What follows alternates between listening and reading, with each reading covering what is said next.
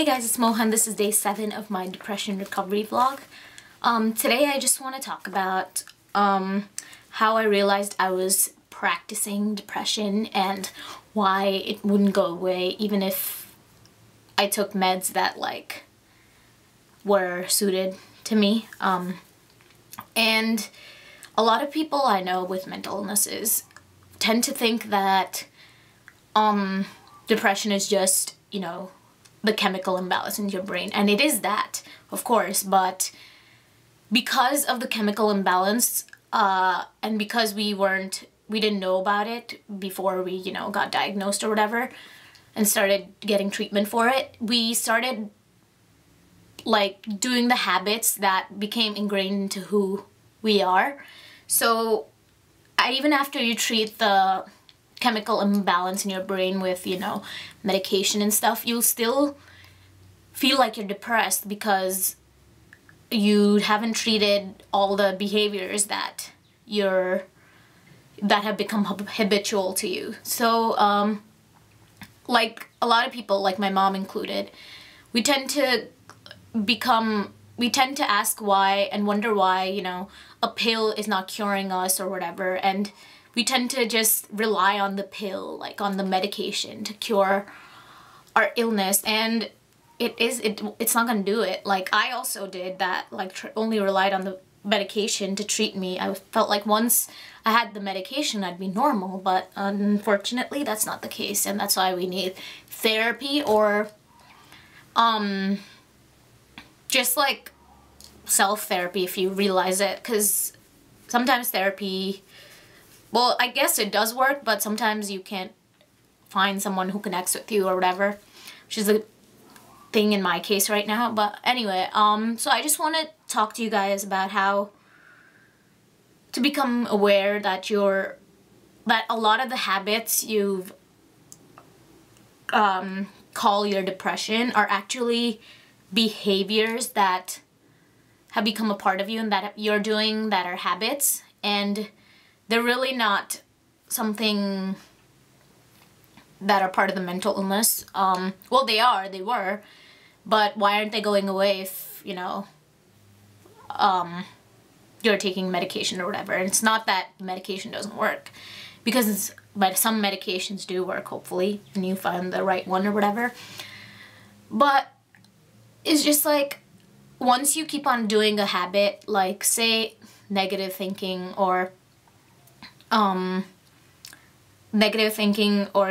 of motivation, or just sleeping all day, not getting up, you tend to continue doing it, and the more repeated it is, the easier it gets in your brain for it to do that habit and go to that habit, and becomes habitual, and thus it becomes a habit. And since you have been doing this for so many years and daily, it becomes so hard to reverse that habit. And I guess I didn't realize that, because I'm okay, I have all these bad habits, tendency to negative think, tendency to overthink, tendency to look at myself badly or whatever, but I realized that they were habits and I could reverse them by, doing the opposite, starting good habits.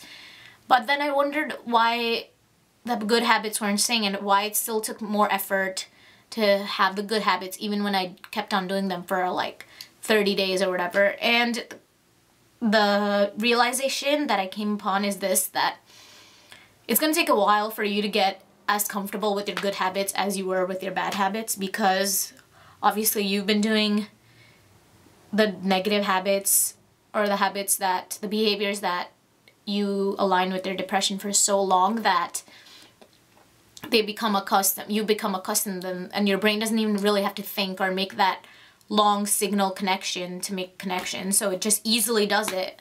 But you have to put in a little effort to do the good habits. But eventually, if you continue doing it over the years, they'll become second nature to you. And that's what I realized. And it's so important to realize it when you're young, when you haven't put your whole life into that, because that's why it gets harder to change your character and your personality when you get older, because you've already been thinking for so long, been doing so many behaviors for so long. So it's hard to change overnight, or you need at least a good amount of time to change yourself, but just keep trying hard. I know it takes effort, and it's gonna feel like it's gonna take effort, even if you do it for a year or 2 years, but eventually it'll feel second nature. And I mean, I'm not telling you from my experience, but I hope it's true, and it like seems true. Figures like it works, you know, biologically with our brain. Like brains, the connections we make with the good habits would start to become easier and for the brain to manage, so it wouldn't try as much as hard, and we wouldn't feel like we have to put so much effort to them. It would be our personality basically. So technically also that reminds me that you are not your personality. You can change at any moment. Just like I said, the bad behaviors you have, the good behaviors you have, that doesn't define who you are, because you can change. So you are just you. I don't know what you are, but you're just you. And I guess whether you realize you can change or not, and whether you see if you can, whether you don't judge a person by their personality or something. Yeah, that's all I had to say for today. I know I talked really fast and talked a lot, and it was quite overwhelming, so maybe I'll talk about this again, because this is a very great concept that I encountered, like I made connection with, and that's actually one of the biggest things I wanted to tell you guys and share with you guys once you realize that, because yeah, because it also ties in with the brain, like how depression works and how our neurons work and how we do things and things like that. So yeah, so practice those good behaviors. Practice makes perfect. It really is true. Otherwise, I'll see you guys next time. Bye.